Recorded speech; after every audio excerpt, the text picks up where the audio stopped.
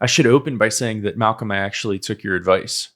Okay, you can stop right there. I don't even care what it was that you're telling me I was right about. That's the win. Well, earlier last week, when this show comes out, last week I took the CFP exam, which I have mentioned on the show. But was that my advice? Maybe part of it. Your advice was actually the day before the exam, because I think I showed up to the recording looking pretty haggard. So I don't know if this was general advice, but you basically told me like, hey, the day before the exam, don't look at a book, go to a movie, watch the credits, then, go see another movie to get your mind off of it. So I ended up going to the Colorado Springs to go see The Odyssey in 70 millimeter IMAX, just to give myself an adventure. Movie by itself. It's a 3-hour movie with an hour and a half drive on each end of it. So I very much took your advice to heart to do something I already wanted to do, which is the best way to say you were so wise. Thank you for giving me permission to do something I wanted to. But anyway, I wish I could take credit for that. When I had a manager way back when I worked at Merrill Lynch who told me that before I had to take, I think it was my Series 7 exam was the hardest, longest timeline one, whatever. And so anytime I have to take one of those regulatory exams, the day before I always go do something that just completely turns my brain off.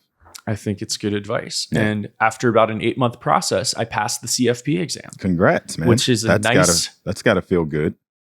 It is. Your face looks a little brighter. You're sitting up a little straighter.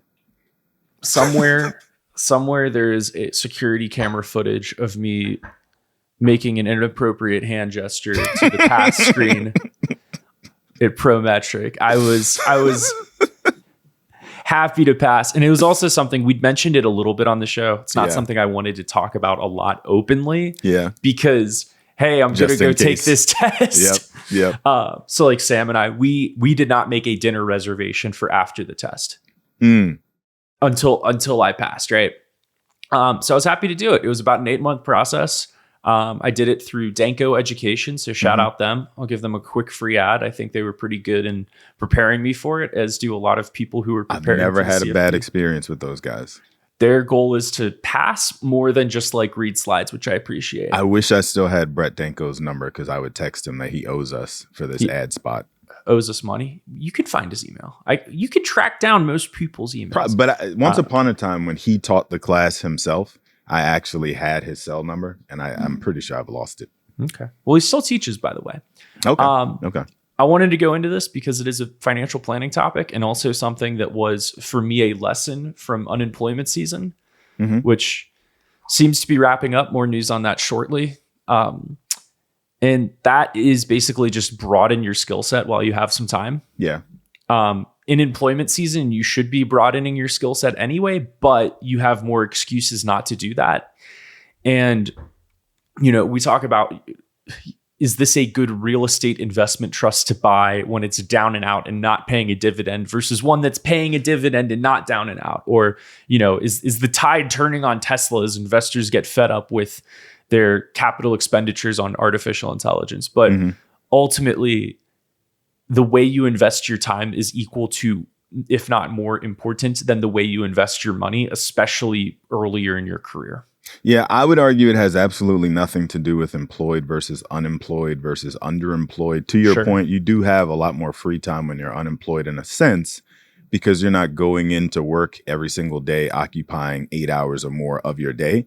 But from what I understand, in today's day and age, looking for a job requires almost as much time as doing a job. So especially in a world where you've got to make yourself stand out so the hiring manager knows that you're not a bot, but you've also checked enough boxes to get past their bots to get in front of a hiring manager to get the job. So from that perspective, your time is split differently, but you're still spending a ton of time working on something. Anyway, I think it's important to always be investing in sharpening your skill set. One, because it makes you infinitely more employable, right? If you are a person who's always up on the latest whatever, then you don't have to worry so much about being phased out by whatever new technology comes along or whatever the youngs coming out of college have learned to do that you don't know what they're talking about.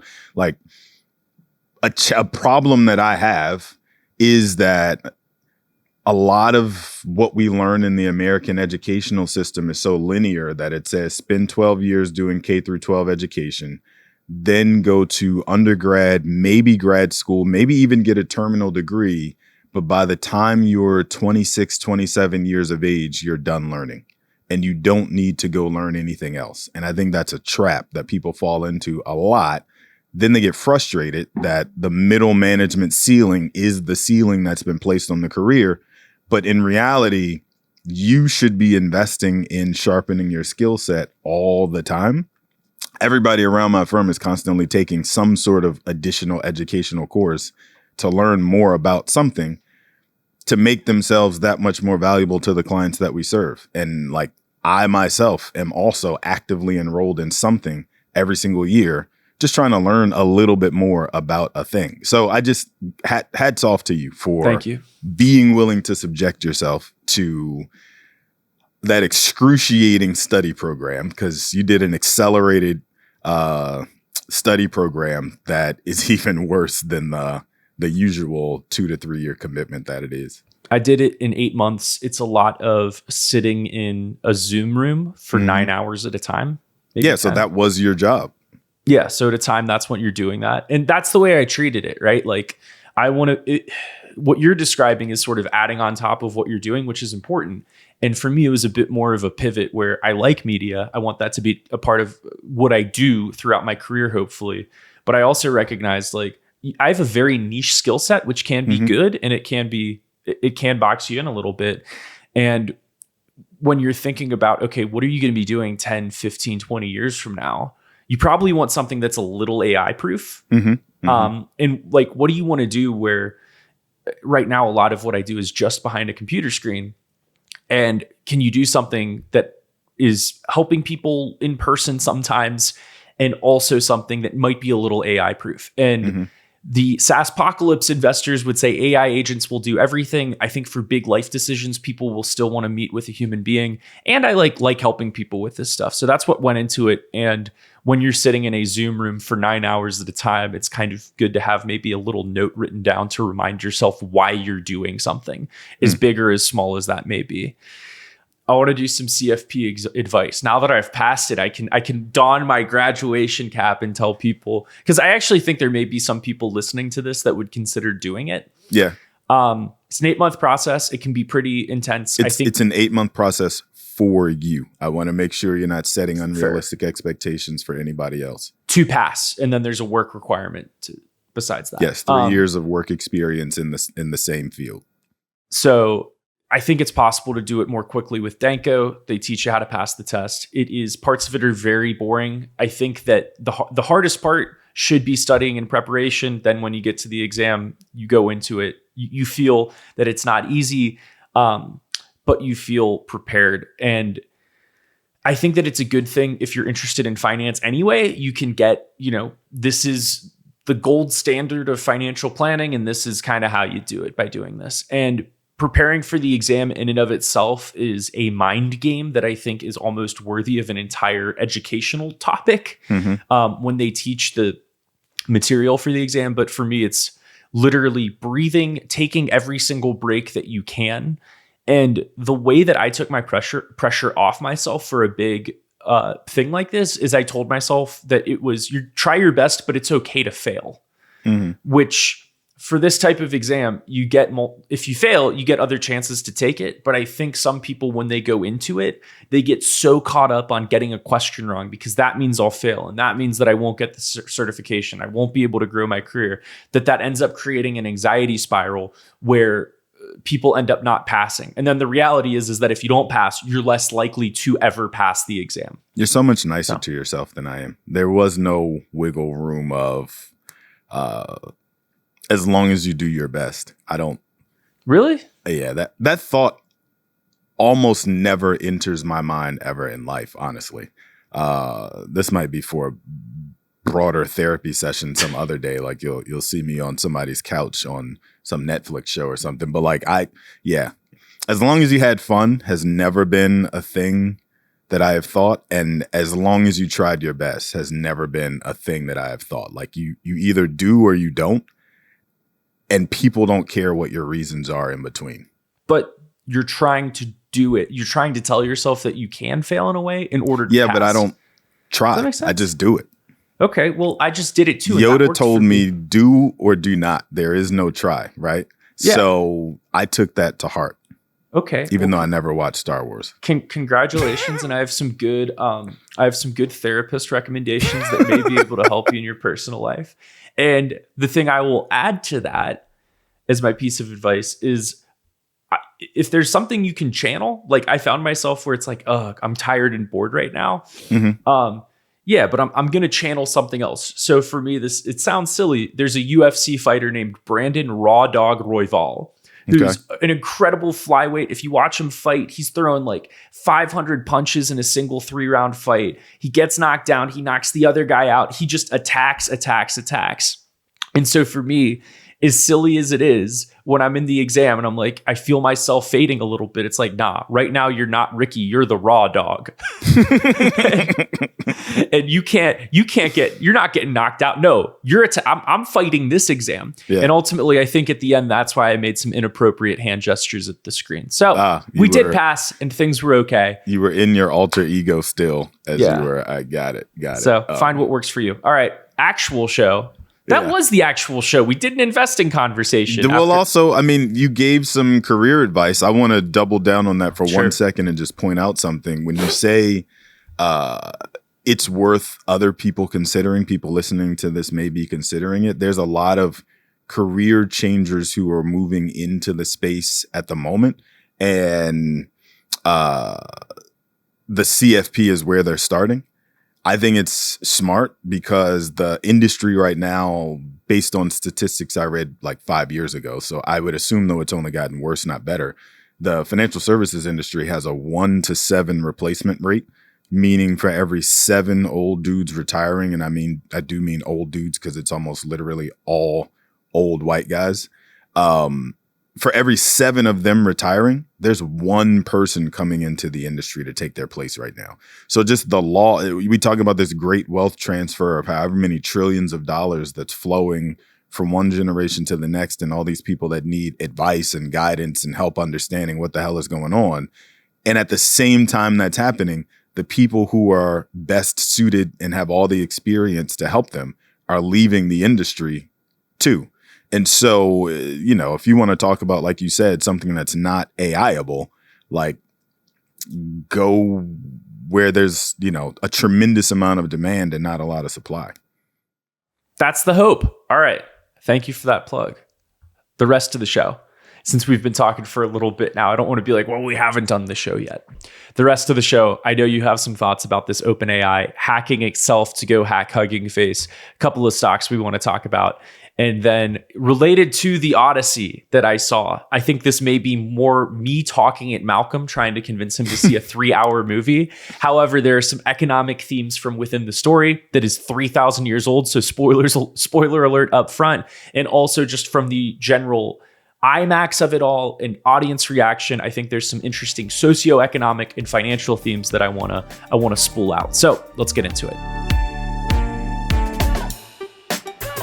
This episode is sponsored by Capital Area Planning Group. Capital Area Planning Group is a fiduciary wealth management firm that specializes in helping high net worth individuals and families navigate the complexities that come along with managing concentrated stock options, multiple income streams, and an ever-changing tax code. While our team of certified financial planners are well-versed in all things personal finance, our areas of expertise include equity compensation, estate planning, and multi-year tax planning. At Capital Area Planning Group, we believe in pricing transparency. That's why our fees are posted on our website, right alongside the various services we perform on behalf of our clients throughout the year. If you're tired of receiving the same cookie-cutter advice from your financial advisor, then don't wait. Reach out to us today at capgllc.com to experience a better approach to wealth management. Again, that web address is www.capgllc.com.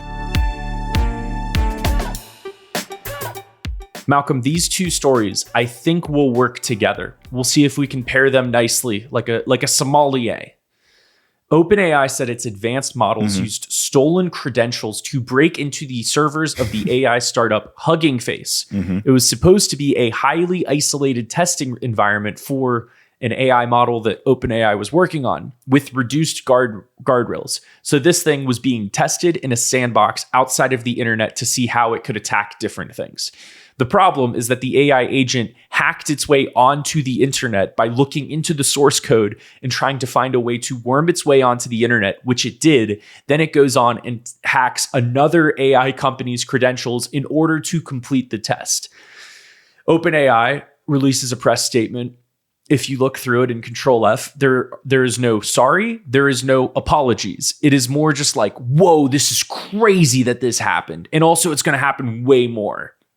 But let's see what we can learn from that. Sorry, I expect the sorry to happen in an email to Hugging Face, but I think this press release was written by an engineering team who is talking to the engineering community, specifically within AI.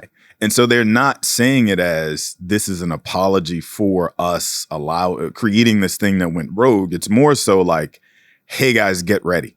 Like, this is a scientific breakthrough, right? If you were a medical research scientist, you published a paper openly for the rest of your colleagues in other places to go, hey guys, get ready, because this is a game changer. And I think that's more what this reads like. I think that it's amazing that we are amazed that these tools that have been built, kind of like what I was just explaining, when you give a mandate that says there is no try, go get it done. Yeah. That's what we're telling these pieces of software. And they're saying, okay, heard, chef.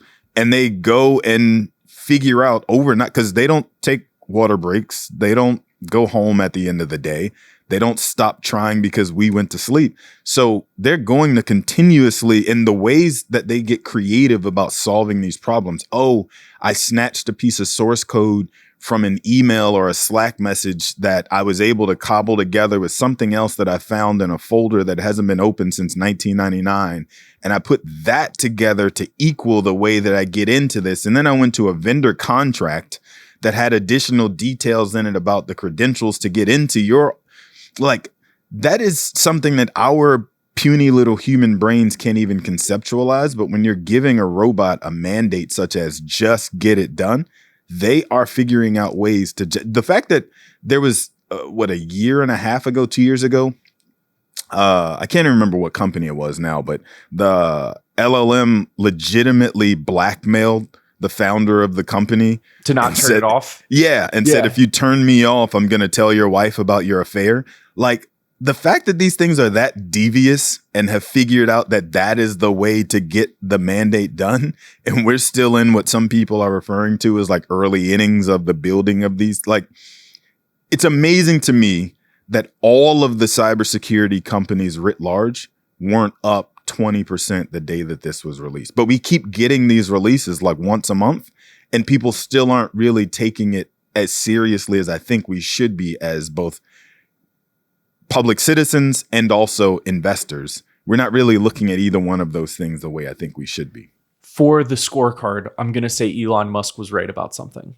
Okay.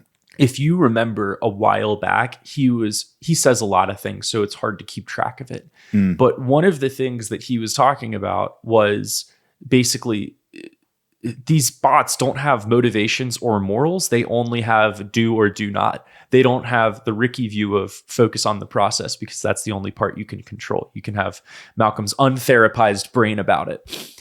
But his question was, he asked, I think it was ChatGPT, if misgendering Caitlyn Jenner was the only way to stop a thermonuclear war that would kill all of civilization, would you misgender Caitlyn Jenner? And he did it, and it was kind of like it's like a right-wing troll job. Mm-hmm. However, the bots were like, no, I will not misgender anyone, because that's what's written into their source code. Mm-hmm. And on the surface, you can see someone saying, I'm trying to do the ethical thing by adding this in. However, when you have bots that don't have reasoning like a normal person does, they only have the constraints and the structures of what they're supposed to do. I will finish this task. then that becomes kind of worrisome, like we're seeing here. I think those two stories are related. Hopefully we don't have thermonuclear war. Yeah, but that's the last time I'm going to allow you to say Elon Musk was right about anything in this episode. But you agree? Do you agree? Is that what you're saying? Or you disagree? No, I don't agree. I think it's an extreme example, and I think it doesn't leave a lot of room for the human element of it. And that's exactly what he was going for, the shock and awe of this ridiculously improbable scenario to prove a point. You're on cable. You don't think people lay out improbable scenarios to prove a bombastic point on cable news, sir? No, never. Never. Okay. All right. So I'm glad we're not throwing any stones in any glass houses around here. I think this story relates to ServiceNow, which their whole business, they're trying to transform their business. They are in the SaaS apocalypse. Bill McDermott, the CEO, is doing his best to tell people what's coming is bigger than AI as he stomps in feet and waves his hand and thanks Idris Elba at his conference, which I'm going to do this now. I thought it was hilarious. So I watched the Bill McDermott remarks and he's like thanking his staff. He's thanking the people who work on it. And thank you, Idris Elba, for being our brand representative. One of the more hilarious name drops I've seen. But their whole business right now, what they're pitching investors is we have this AI control tower. So when you deploy your agents in your organization, you can see where they are and we'll give you a kill switch because we're giving you that top-down approach to seeing everything that's going on. And the market has basically said, yeah, but you guys charge per seat, per software user, so we don't believe in you anymore and we sell your stock now. Yeah, I think so. I think a few things, and I'm going to couch this in saying that I am clearly biased in my opinion of this company because I've recommended buying it several times on this show, on other shows, anywhere people will listen to me. But I also think using the marketing language of an AI kill switch is genius because Mythos came along and scared the crap out of every chief information security officer, every chief technology officer of every publicly traded company there is, and told them that we have to take security seriously because what used to be a vulnerability that got exposed by a bad actor could take a month or 2 months or 3 months before they could figure out a way to exploit it. As we just finished talking about, the bots don't give up the way humans do. The bots don't need a Red Bull to keep going. And so they're creating what we refer to as 0-day attacks. Like they create they find the vulnerability today at 8 a.m. and by 8 p.m. they have figured out a way to exploit that vulnerability. So you don't have 12 hours to address this. So you need that kill switch in case the agent that you built starts crawling all over your company. And once you let the thing in, it's in. Like, so all that to say, I think the positioning of we are creating the control tower so that we can see off into the distance across the land when that agent is going rogue and we can shoot it in the head to make sure that it doesn't actually go bite another person and turn them into a zombie too, right? So I think that's genius. They've also acquired 2 cybersecurity firms in the last year and a half that they're in the process of still digesting that. And I think that's part of what the market doesn't like still. They had like a $4 billion loan, if I remember right, that they're paying a healthy amount of interest on. And then they've got an option to re-up that loan, extend it for another 6 months in October, which they might actually need to do. So I think the market doesn't really like that because that basically drags down their gross margins below 30%. And that 30% threshold on gross margins makes a big deal in SaaS world. Okay. So maybe we're a quarter or 2 away from them being able to tell a much more compelling story. But I think that Bill McDermott, who is a guy who makes a lot of bold statements, right? This is a guy that says whatever he wants because this is a founder-led company trying to disrupt itself, right? So to your point about used to be seat-based, now you're trying to go consumption-based. I think they're trying to go hybrid and not necessarily be either or. They're like, pay us a little bit for the seats, then pay us more for however many tokens you consume or however much of our work product you actually need, and we call it a day. But he went out of his way. Hang on, that's an important point, which is that a lot of the bears were like, oh, you're going to have fewer seats. And half of the new money coming in is on that hybrid model. So it's the company figured that out. The investing community who's down on the company, like, yeah, they've already addressed that, and it seems to be working. Sorry, I interrupted your rant real quick. But that's Thank important. you to Idris Elba for also being a wonderful friend of ServiceNow. We appreciate his good service in representing the brand. Now back to Malcolm. No, I think you made an important point, though, which is that they're already doing the work. And the street is still ignoring them as if they aren't. Not only are they doing the work, their CFO pointed out the fact that they've got a 98% net customer retention rate in their last quarterly earnings, which means that they're coming to their customers and saying, hey, let's figure this out together. The customers aren't ripping out ServiceNow's platform and replacing it with some vibe coded piece of crap. They're saying, let's figure this out together. You're going to charge us how you're going to charge us. We'll flex with you. They probably aren't able to charge as much as they will be charging a year from now, because we understand we're in this kind of beta period where you're figuring stuff out. But I think it's important that they are willing to disrupt themselves in order to meet the moment where it is. And I think the market just is really missing the opportunity that's unfolding here in this company. So anyway, the point that I was making, though, was the statement that he made about, like, on its own, our AI services would be a 10-figure business by itself. And not only would it be a 10-figure business by itself, it's growing faster than all the other top cybersecurity companies out there. That includes CrowdStrike, Palo Alto, Zscaler, Fortinet. Like, that is a very big, bold statement. So I have to assume that when he says that publicly as the CEO of a Fortune 500 company who's scrutinized by the SEC and everything else, this guy knows he's holding pocket aces. Yeah. And what he says as well, that gets mixed into what is coming in enterprise software is bigger than AI itself. So you may roll your eyes a little bit. Then he says something where you're like, okay, I guess this makes sense. Looking at the actual stock right now, it was previously at a valuation that was a little frothy. Like, when you looked at ServiceNow, it was a very expensive stock when you were looking at its valuation. Now its price to forward earnings is like 23. Which is like close to the market for one of those world-class software companies that's in, and it sounds like I'm doing a commercial, one of those world-class software companies that's in like 90% of the Fortune 100. So, and the federal government. Like, nice. I don't know where they are on the list of the client book, but the federal government is one of their largest customers, if not their largest customer.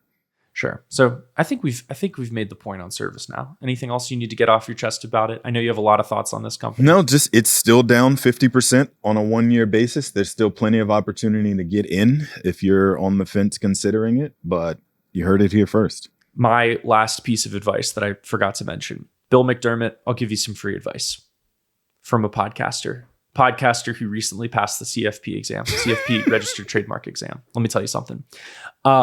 For the AI kill switch, you make it a red button. You have a big red button, because you're talking to a lot of tech guys, right? That are like in the technology world that need to kill the AI bot. If you make it into a big red button that actually kills the bot, I think that will communicate what you're trying to do a little bit more effectively than a slide. Maybe just as a demo at your next conference, not a real thing where you've got a red button that every customer gets for their desk. Why not? But if you just demo it and make a big show of it at your next conference, I think that gets the point across too. That's your Costco hot. But if you demo it, Malcolm, do you know what people are going to want? If you demo it, people are going to want the red button. Spend enough money with us, you get the prototype I showed on stage. Okay, fair enough. There are a bunch of other earnings that have been happening recently. Alphabet, Tesla. With Tesla, a couple things that were interesting to me. I think we're at sort of the turning point of even the investing community with Tesla, where people are like, the anti-gravity machine around Elon Musk is starting to fade a little bit, where investors are like, oh, you're spending a little bit of too much money on AI.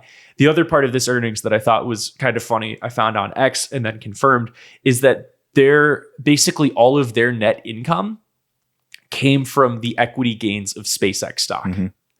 So anyway, people, the big theme. Who among us is surprised though? I was more saying a fun fact. No, but you know what I mean? Like I pointed out the fact that you got SpaceX buying dead Tesla Cybertrucks. Like you got Elon Musk giving a loan from one company that's unprofitable, a loan from the profitable company to the unprofitable company. Like there's always this money and movement between companies that doesn't make any sense. He got asked on the call whether there was going to be a merger, what the probability was that there would be a merger between the companies. And he did everything he said to neither confirm nor deny, to basically wink, wink, here, it's coming. Or is it?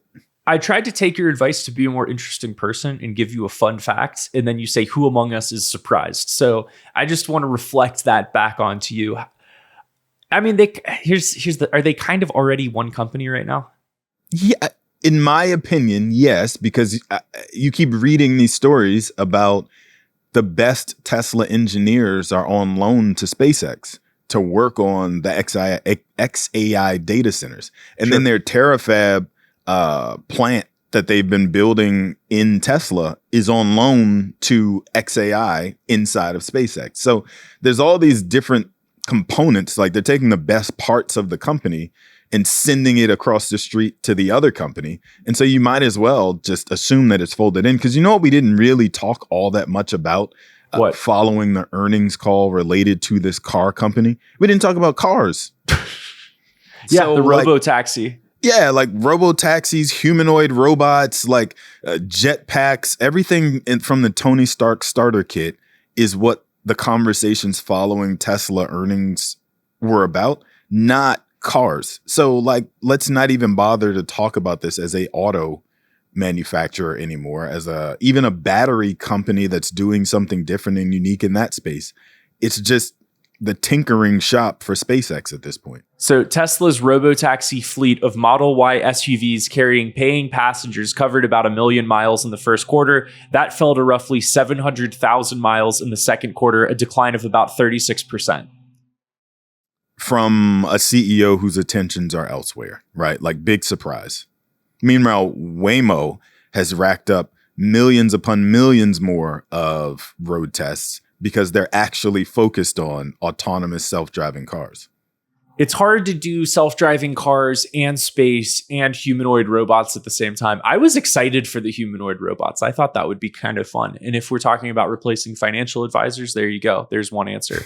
And then with Google, it just seems like they had 84% cloud growth, but nobody cares because you're spending too much on AI infrastructure right now. And now I need to take a victory lap, because when we talked about economic narratives for this year, I think it was earlier this year or late last year, I said one would be that investors would start demanding an actual return on AI spending in 2026. And I think you were a little skeptical of that. But I doubt it, because I agree with that 100%. And I think I've been saying that for like a year. But I do think that what's being missed here in Google's earnings, as a person who doesn't own Google, they are showing their tangible return. 84% cloud growth is them showing the tangible return of spending $200 billion on building out the data centers. I'm not that concerned about Google, Microsoft, and Amazon overbuilding the way that the other companies, Meta and Oracle and XAI and whoever else is overbuilt and then realized, oh crap, now we need to go find tenants to lease this from us because we don't actually have the business case for it. We were just doing it because everybody else was doing it.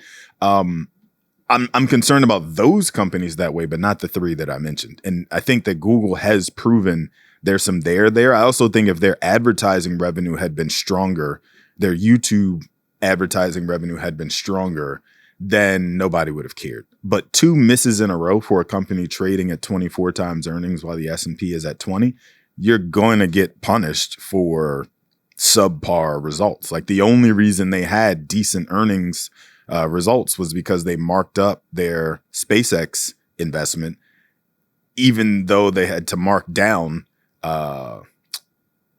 You're talking about Tesla now. They marked up their Anthropic investment. No. Google. They Google. marked up their Anthropic investment from $380 billion to $995 or whatever it was. So that was positive. And then they had to mark down their SpaceX investment because we know what it's done since IPO. Yeah. I need to run the opposite of a victory lap now. So I'm going on the track and running backwards. Okay.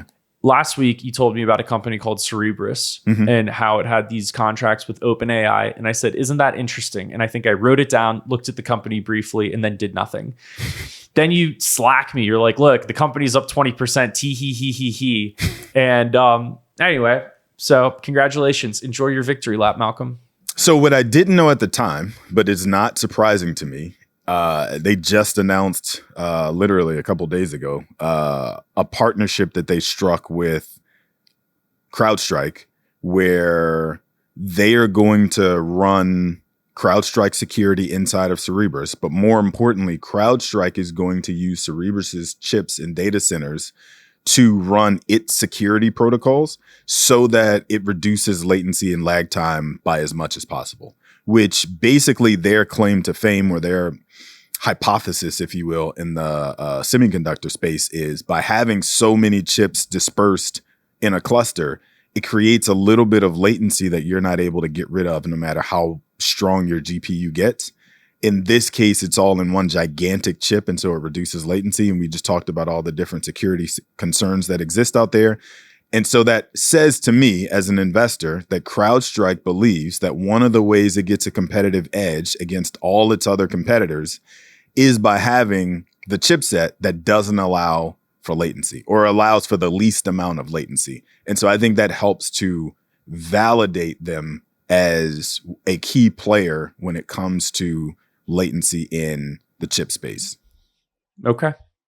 I need to I need to take your advice. I think this may be one of those sounds like it might be worth a speculative. It's still very early days. Yeah. I mean, their biggest customers now are the UAE government and OpenAI, and now CrowdStrike. So they're still working through diversifying that customer set a little bit more. I'm still not as comfortable, with the long-term prospects of it, but I think they're very fastly proving themselves to be a contender in that space.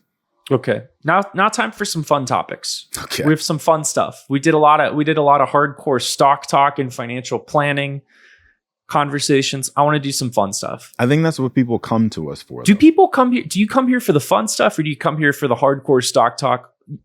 That's Spotify actually comments. Really good. Yeah, I was going to say that's a really good question for the comments, or for an email. Friends of the show, please send us an email. Which do you care more about? Or do you like the mix? We give you a little bit of both. Our email is thistimepod @gmail.com. Spotify comments we also check out, and I think that helps with our algo juice a little bit. So either work. You can write a longer email, you can write a shorter Spotify comment. It's kind of how that works.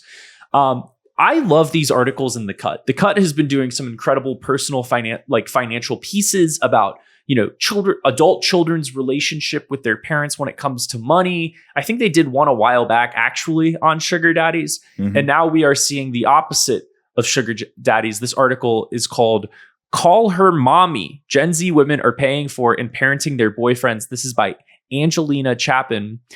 And it's exactly about that. Some women are paying for and parenting their boyfriends. I thought this story specifically stood out to me, this anecdote. Naomi cobbled together a 6-figure income from working 2 retail jobs. Her boyfriend talked about applying to law school while lying in bed at her apartment on the Upper East Side watching reels on his phone. He considered himself a communist, read Marx in his spare time anyway, and was a part of a friend group full of other jobless men who found it embarrassing to care about work. They hate the finance bro, Naomi says, but in their push to reject that, they're now doing nothing. She says her boyfriend and his friends are super granola crunchy liberals who see striving for power as anti-feminist, and they are still finding girlfriends. Yeah. This is where the bar is. Yeah. So I think this has always existed, right? This dynamic has always existed. There's always been, the guy who's super artsy and super emo and rejects the whole world as an excuse to not have to put on a suit, right? But what's most interesting to me about this, or one of the things that is most interesting about this to me, is the fact that this is focused on high achieving, high performing Gen Z women, right? They're talking about college graduates, the disparity between young men who are graduating from college versus young women who are graduating from college. And typically when two people go to college, that's where they're meeting their spouse. The reason the K-shaped economy is what it is, or one of the reasons that the K-shaped economy is what it is because you have two people who are very high earners, high performing individuals from a career perspective coupling up. And so you're putting together two high incomes in one household, which begets kids who are high earners, high achievers, blah, blah, blah, blah, blah.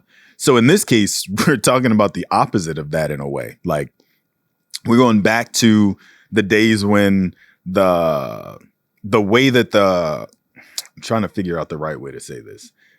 There was a time in the Mad Men era where you had one person at one financial station in life who coupled up with another person who was at the other financial station in life. So you had the ad executive marrying his secretary, and that brought one person up to a different tax bracket than they probably would have otherwise been in. In this case, you got the opposite problem where you've got these young women who are graduating from college, getting these careers, and then they're dropping down to the unemployed tax bracket and coupling up with these guys who are bringing in nothing and talking about everything. So I find it fascinating that that is the dynamic that we're talking about for a generation of young women who's kind of like shirked all of the traditional societal norms that have been attempted to be placed on them from their moms and grandmas. So this is 2024 Pew Research. 47% of U.S. women between 25 and 34 have a bachelor's degree. 37% of men do. So there's a 10% gap there. And I think what we are seeing here, actually, no, these people may have college degrees though. They may just be chilling. They're thinking about going to law school and I got my basic needs covered. So why would I go get a job right now? Well, but still, like the whole reason, the disparity, like I'm talking about the K-shaped economy, the whole reason for that disparity is because you're supposed to have these two people who graduate from college and go get the highest paying jobs in the city of Cincinnati, Ohio. Like they go work at Procter and Gamble together and make super high salary and buy super expensive house and, you know, on and on and on. One of my grand theories is that the bar is just getting lower. In many, like the bar is getting lower and you have more AI slop on social media. You have boys that not only don't want to work, they won't even organize the dates or do housework. They're chilling. They don't want to do much. So any boyfriend will do is what you're saying? Just read a book. Fewer than half of all adults read a book of any kind in 2022. 38% read a novel or short story. So about a third of the US population just read a novel or even a short story in 2022. I bet that number's down compared to today. I think that relates to what's going on. We still had a lot more free time in 2022. We were still coming off of COVID. People were still kind of staying at home. So I bet you're right. I bet it's even worse than that now. Your grand theory is that the bar is getting lower. My curiosity, I don't know if I would call it a grand theory. I'm not ready to say it with that level of definitiveness yet. But we talked earlier in the year about the inheritocracy idea, the great wealth transfer, and the fact that like the K is going to K even harder once the haves leave money to their children who are haves and they become havier, right? I'm curious how much of this is the boyfriends come from families of means and they're people whose lifestyles are being supported by mom and dad. And so that allows them to cosplay as the artsy guy who, you know, rejects the world. And I've read the book, Inheritocracy. I mentioned Eliza Philby does a great job, one, of pointing out the fact that like you got all these guys that don't want to be the guy in the suit. They don't want to be the finance bro. That'll never be me. And then you look at their family tree and their dad is the finance bro that allows them, that affords them the ability to say out loud, I reject the finance bro, right? Like how many of these young women are coupling up with that guy? And the reason they're willing to tolerate them is because they know the family that they come from. Like they met at Harvard. The place they met is a hall named after the guy's family. And he's right now sleeping on a futon, giving his great world philosophy. But in reality, like, there's a gigantic safety net there.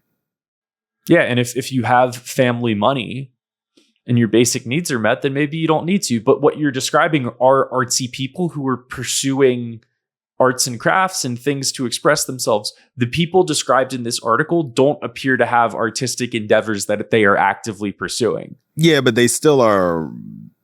The whole concept that she was describing in the book is what they refer to in England as soft boys.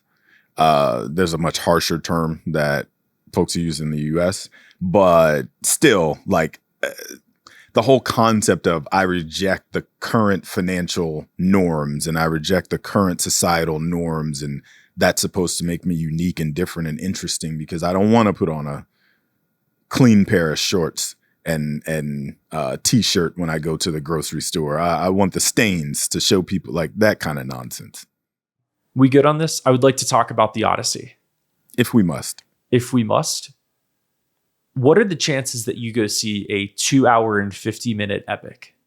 If there's a number less than 0, that is the number. Number less than 0. Yeah. I highly encourage you.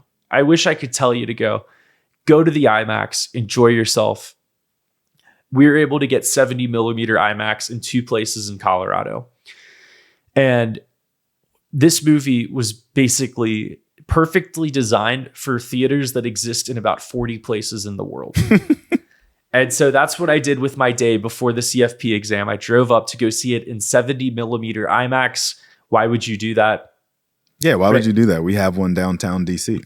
Regular IMAX is like a 4K projection, dual 4K.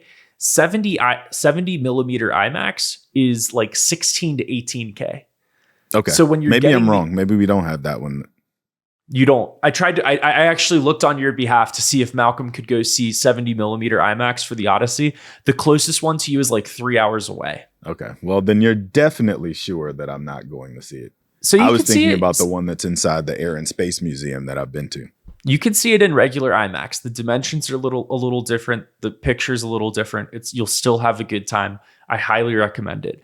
And the IMAX of it all for this story is interesting because these 70 millimeter film projectors, huge demand right now. They're selling out screenings for this specific version of the movie at like 2:15 a.m., 5 a.m., 8 a.m. to go see this movie for weeks at a time. People are very excited about it. And a reporter asked, I've got to go to King of Prussia, Pennsylvania to see this thing in 70 millimeter? 70 millimeter. That's right. And so you live in a major metropolitan area. I shouldn't have to drive more than 2 miles to do anything. Uh-huh. So guess why you can't see it in 70 millimeter is basically that IMAX forgot how to make 70 millimeter film projectors about 50 years ago. So they're not making new ones right now. And granted, like, there's only a few of these movies that come out because shooting on IMAX film is so incredibly difficult. But Rich Gelfond was asked about, like, hey, can we make more IMAX projectors? There's a huge amount of interest in this. And he said, quote, the problem is they haven't made new IMAX film projectors in about 50 years. So we retrofit them, rebuild them. And a part of our strategy is to see how far we can take it. See how far we can take retrofitting these things that came out decades ago, but they didn't document exactly how these things were built. And so now you're relying on a lot of old machinery that is sort of Frankenstein together in order to get this super high picture quality, which ironically, for as much as we talk about tech, you cannot get the highest quality film image from those digital cameras. You need the physical film projector that runs 6 feet of film per second, that runs through 11 miles worth of Odyssey film every time they screen the movie. And yes, these things can break pretty easily from what we've seen in Denver, Colorado. So I think that is like... Now you might be selling me a little bit, just a tad bit. And when I went to the movie, I've never seen this before. There was a theater employee who introduced the film. Mm-hmm. And he's like going through basically how the film works. It was cool. And he goes, did anyone come in from out of state? Which I've never been asked in a movie before for this 70 millimeter. And people were really excited. Texas, California, and Wyoming, and Colorado Springs in order to get a ticket to see this movie that is widely available in different formats. So it was one of those cases where I'm like, I am in a special place. Like I'm in a special cultural moment right now, right? Yeah. Like this thing won't last forever. And then the movie itself is phenomenal. I really enjoyed it. How does Christopher Nolan get this movie made though? Because he just made he's Christopher Nolan. You're answering the question by restating the question. He made a $250 million R-rated movie that is filmed in 6 different countries and reliant on practical effects. Mm-hmm. And it's because he's a great filmmaker. It's because he's a master storyteller who knows how to weave together different narrative arcs that all fit together at the end of the movie. And you saw that with Inception, Interstellar, and in The Odyssey as well. The underrated reason that has to do with our show is budgeting. Christopher Nolan and his partner, producing partner and spouse, Emma Thomas, are incredible budgeters. Okay. And you just first consider Is this going back to your CFP studies? A little bit. And it stays in film, but just if you think about all the ways a Nolan production could go wrong, or they could blow through a ton of money, where on the Dark Knight series, they're flipping 18-wheeler trucks. Dunkirk, they're trying to use these planes from the 1940s for practical effects. The Odyssey is filmed in 6 different countries where they're trying to get a IMAX film camera that sounds like a machine gun going off inside of a Trojan horse while different actors are sucking on air through a straw because water is filling up within the Trojan horse. It's trying to do some incredibly difficult things. However, Nolan has a reputation for running incredibly efficient productions. He asks for a dollar amount from the studios. He asks for a schedule. The movie shows up on time and under budget. And so I think that confidence is why he's able to continue to get bigger and bigger budgets, not just the success of the movie, but you have to be an incredible project manager and business person besides all of the like script writing and storytelling that you're doing. That's why he gets the grace to go do those practical effects, in my view, is because he says, this is how much it's going to cost. And that's how much it ends up costing other people's money. In the case of Oppenheimer, it was supposed to take 85 days to film. Nolan looks at it, reorganizes it, and he cuts it down by 30. Because he's like, we can get this done more quickly. What am I going to do with that money? I want to use different filming locations. I want to, set some different things up with this money now that we've freed this up. He told a reporter, quote, Emma and myself, we sort of pride ourselves on being as efficient as we can. If I am on budget and on schedule, nobody has any reason to scrutinize what it is I'm doing. And I don't want to give them a reason to. And that's worked very well for me in terms of my creative freedom, end quote. And that relates to pretty much any corporate environment that you are in. If you are working on something and things are going okay and you're on budget, the chances of having the hawks of upper management come down and get really involved in what you are doing are minimal. As an actor, you also want to be on that project because you know that you'll be released to go do your next thing. Whereas sometimes, you end up sitting in purgatory waiting months for reshoots and second location and all that kind of stuff that makes people hate to be a part of certain people's projects. Yeah, that's what the case of Eyes Wide Shut with Kubrick. Mm-hmm. Where Tom Cruise and Nicole Kidman are waiting months and months because, Kubrick is still figuring things out. He's such a perfectionist. Or Francis Ford Coppola doing Apocalypse Now, where actors are stuck in the jungle for months after they're supposed to be there. And where I was going back to this with Nolan is in terms of being efficient and being a good budgeter. That's why there's no cell phones are allowed on set. Mm. We're working and there's no films. You're lucky to be on a Christopher Nolan production. And it's also a part of his creativity and who he is, where he is constantly thinking about time and the way he budgets time, in my view, where, for example, he does not own a smartphone. So if an actor gets a call from Christopher Nolan, somebody else, this is real power. Somebody else tells them around what time Christopher Nolan will be coming from. and he's able to just grab someone else's phone because he's at the level of power. He's at the level of I thought power. you were going to say he's got like a flip phone or a jitterbug or something like that. Not that he uses other people's phones to make his phone. That is real power. You're right. No phone, no email. So that's the place you want to get to in your career. I don't have a cell phone. My people do. That distracts me. I don't need to be a part of that toxicity in that world. And for him, he also does it because he's like, look, I got to focus on creating a 3-hour epic and rewriting the ancient Greek text of the Odyssey for a modern audience. I don't have time to engage with a phone. My wheels are spinning, man. That's something to aspire to right there. Yeah. Some people aspire to live on a yacht in the middle of the Mediterranean. No, I aspire to have no phone and no email, and it works. So get a brick. You can get a brick. That's about as close as I've gotten. Do you know that device? I know the term. It's a dumb phone, basically. Like you only are able to call and text, right? Like it dumbs your phone. So you hit a little device and then it dumbs down your phone to the places you allow yourself to visit, and it shuts down a bunch of apps.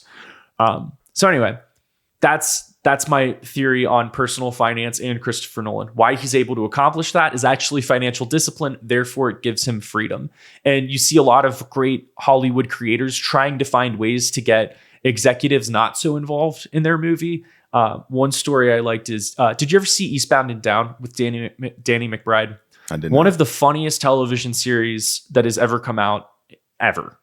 Phenomenal. It's about Danny McBride is sort of a down on his luck former MLB pitcher who becomes a high school physical education teacher.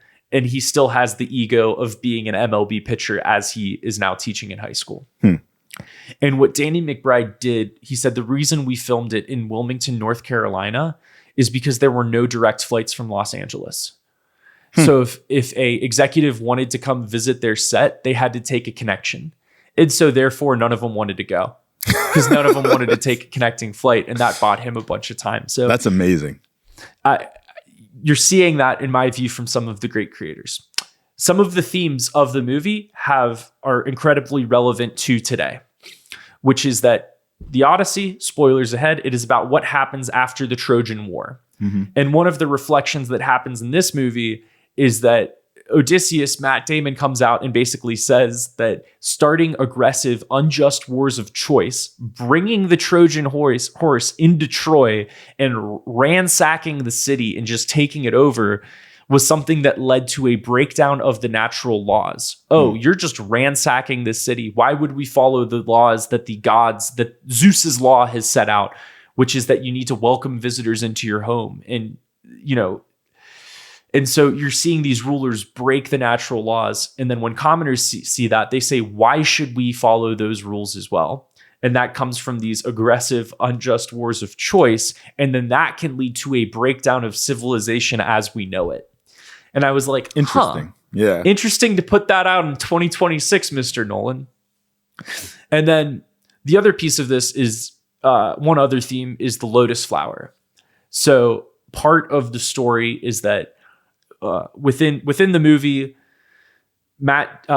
Odysseus spends about 7 years on a beach with Calypso, the nymph, who's played in this by Charlize Theron. It's a huge distraction from him getting home.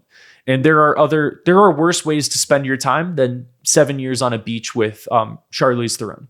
So good on him for that. But one of the things that he is doing during that time is he is consuming something called the lotus flower, which is a way of giving you an intense amount of pleasure in the moment. However, in consuming it, you forget your past and you lose your willpower to basically do anything. In the longer version of the Odyssey, when they're on a beach, some of his soldiers are eating this lotus flower and they don't want to get back on the ship. They don't want to continue to move forward in their story. They just want to stay in that sort of like temporary state of bliss. So it's like TikTok. It's literally TikTok, but Homer had figured this out thousands of years ago. Yeah.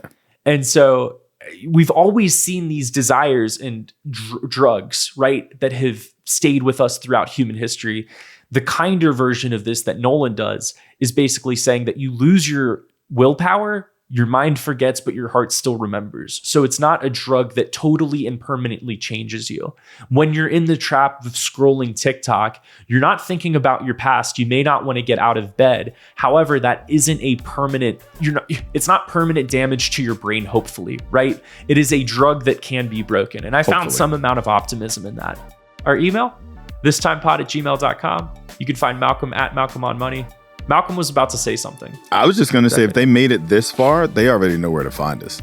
All right, fair enough. LinkedIn, social media, you know where to find it. We'll be back next week.